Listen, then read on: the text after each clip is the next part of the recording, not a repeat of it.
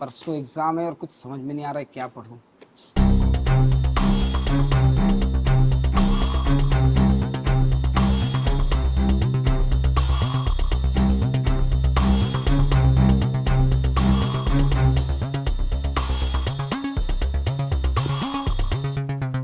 अबे यार, भाभी कितनी हॉट है और मैं होकर कॉलेज में अपने लिए कोई लड़की ढूंढ रहा हूँ। हमारे कॉलेज में जितनी सुंदर सुंदर लड़कियां है ना, अरे भाभी के सामने तो सारी लड़कियां फेल है। पर मुझे ना भाभी के लिए बहुत बुरा लगता है। अरे भैया को 4 महीने हो गए शादी किए हुए। मुश्किल से भैया ने 10 दिन भाभी के साथ बिताए हो गए शादी के बाद। उसके बाद भैया चले गए अपने बिजनेस ट्रिप में, अपने काम धंधे पे। और भाभी बेचारी यहाँ पे अकेले अकेले सारा घर संभाल रही है, मुझे भी संभाल रही है, इतना ख्याल रखती है मेरा। तो मेरा भी हक बनता है ना कि मुझे भी भाभी का ख्याल रखना चाहिए। क्यों ना भाभी को मैं अपने दिल की बात बता दूं क्या, कि जब से भाभी आई है भाभी को मैं कितना पसंद करता हूँ। मुझे लग रहा है कि कहीं ना भाभी के लिए भाभी के मन में ना मेरे लिए भी कुछ ना कुछ चल रहा होगा। क्योंकि यार भाभी मेरे सामने पल्लू गिर जाता है फिर भी सही नहीं करती, और जब मुझसे बात करती है तो भाभी कितना क्लोज आ जाती है। ऐसा लगता है कि वो मेरी वाइफ हो। मुझे भी बहुत अच्छा फील होता है। मुझे ऐसा लग रहा है ना कि भाभी से ना अपने दिल की बात कर देनी चाहिए, और यही तो अच्छा मौका है। और भैया भी तो वैसे टाइम नहीं देते, तो ये काम भैया का है कि भाभी का ख्याल रखे। बापू का एटलीस्ट फोन करके पूछो तो सही कि कैसी है, क्या चल रहा है। नहीं, मुझे आज भाभी से अपने दिल की बात करनी ही होगी, वरना कि ऐसा ना हो कि ये मौका हाथ से निकल जाए। अच्छा भाभी, अब लगता है आपने गैस पे कुछ चढ़ा रखा है क्या? हे भगवान। हाँ देवर जी। मुझे अरे जलने की स्मेल आ रही है। मैंने कुकर में सब्जी रखी हुई है बनने। अच्छा वो आपने याद दिला दिया, सारी जल जाती। मैं बंद करके आती हूँ। हाँ भाभी।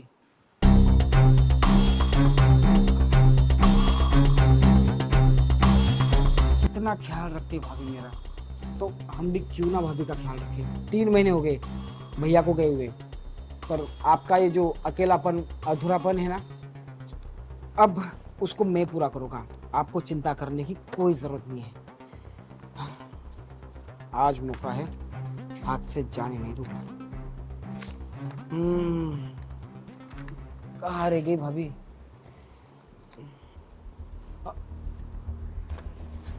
अरे देवर जी, वो तो शुक्र है आपने टाइम पे बता दिया कि सब्जी रखी हुई है, वरना मैं तो झाड़ू लगाने में इतनी मस्त थी कि सब्जी भूल ही जाती और सारी सब्जी जल जाती। भाभी, आप कितना ख्याल रखती हो हमारा।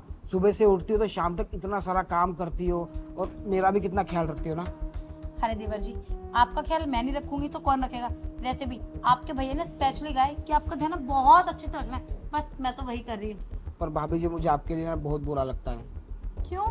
अरे भैया को देख लो ना, एक तो आप दिन भर हमको संभाल रही है, और भैया 2-3 महीने हो गए भैया को गए हुए, फोन करके आपका हाल तक नहीं पूछते। और सोचती भी नहीं कि आप अकेली कैसे रहती होगी यहाँ पे। अरे तुम्हें तो पता है ना अच्छे से, तुम्हारे भैया काम पे ध्यान रख रहे हैं। अगर वो कमाएंगे नहीं तो हमारा ध्यान कैसे रखेंगे पागल। और तुम हो ना मेरा ध्यान रखने के लिए। हाँ भाभी, अब मैं हूँ आपका ध्यान रखने के लिए। जैसे भाभी, एक बात कहूँ आपसे। अब कई दिनों से ना मैं आपसे कुछ बात कहना चाहता था, अपने दिल की बात। अब पर डरता था यार, पर सोच रहा हूँ आज ना मैं आपको बता ही दूँ। क्या बात है, बोलो। भाभी पता है, मेरे कॉलेज में ना बहुत सुंदर सुंदर लड़कियां है, इवन वो मेरी फ्रेंड भी बन चुकी है। अच्छा, तो तुम्हें कॉलेज में कोई लड़की पसंद है? मिलवाओ, मैं तुम्हारे भैया से बात करती हूँ अगर अच्छी लगी तो। नहीं भाभी, दिक्कत ये है ना कि मुझे कोई लड़की पसंद भी नहीं आती, चाहे वो कितनी भी सुंदर हो। क्यों क्यों नहीं पसंद आती तुम्हें? लड़की तो बहुत अच्छी होती है, और तुम्हारे कॉलेज में तो बहुत अच्छी फ्रेंड्स है, मैंने देखी है तुम्हारी। हाँ भाभी, पर एक बात बताओ, जब से आप शादी करके इस घर में आई थी ना, जब से मैंने आपको देखा है, तब से ऐसा लग रहा है भाभी कि मेरी वाइफ अगर कोई हो तो बस आपके जैसी हो। मेरे जैसी वाइफ तो देवर जी मुश्किल है। क्यों, मेरी तो शादी हो चुकी है और मेरी कोई छोटी बहन भी नहीं। बाकी मैं कोशिश करूंगी कि अपने जैसी वाइफ आपके लिए ढूंढ के लेके आऊं। अरे भाभी, ढूंढना क्यों है? जब आप खुद हो ना मेरे लिए, तो ढूंढने की क्या जरूरत है? पर मैं कैसे तुम्हारी वाइफ बन सकती? ये पागल वागल ना मजाक मत करो मेरे आगे। और मैंने सब्जी रखी हुई है, मैं सब्जी लेके आती हूँ। भाभी मेरी बात तो सुनो। देखो भैया वैसे भी आपको टाइम नहीं देते, तो और इस घर में हम दोनों ही तो है ना, और जब हम दोनों हैं तो मैं आपका अच्छे से ख्याल रखूंगा भाभी। आपको भैया की कमी ना कभी महसूस नहीं होने दूंगा। मजाक की लिमिट होती है, और अपनी लिमिट में रह के बात करो। भाभी भाभी मेरी बात नहीं भाभी, मुझे पता है भाभी। हाँ, आप शर्मा गई हो ना। हाँ, क्योंकि अचानक से मैं अपने दिल की बात यूँ आपके सामने जाहिर कर दिया, तो जाहिर बात है कि आप शर्मा जाओगे। तो मुझे पता है आपको इस बात का डर भी होगा कि कहीं हम दोनों की ये बात भैया को पता चल गई तो अगर आपको सच में भाभी बुरा लगता ना, तो आप तुरंत यहाँ से उठ के ना चली जाती। आप शर्मा के गए हो यहाँ से। टेंशन मत लो, मैं भी ना भाभी हार मानने वालों में से नहीं हूँ। कोशिश करता रहूँगा।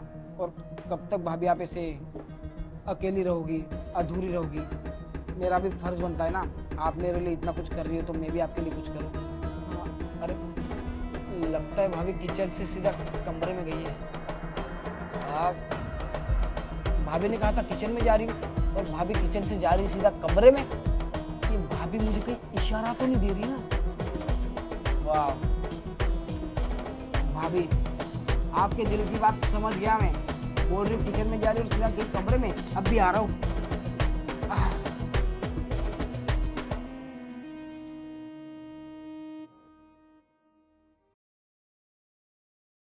के काम खत्म नहीं होते, तो शुक्र है सब्जी चलने से बच गई, वरना मेरा वो भी काम बढ़ जाता। अब एक काम करती हूँ, बेड थोड़ा ठीक कर लेती हूँ, थोड़ी देर आराम कर लूंगी। I love you. देवर जी, ये क्या बदतमीजी है? आप मेरे रूम में क्या कर रहे हैं? अरे- आप अपना जाके काम कीजिए ना। भाभी मैं नीचे आपको इतना समझाया कि मैं आपको पसंद करता हूँ, प्यार करता हूँ, आप समझती क्यों नहीं हो?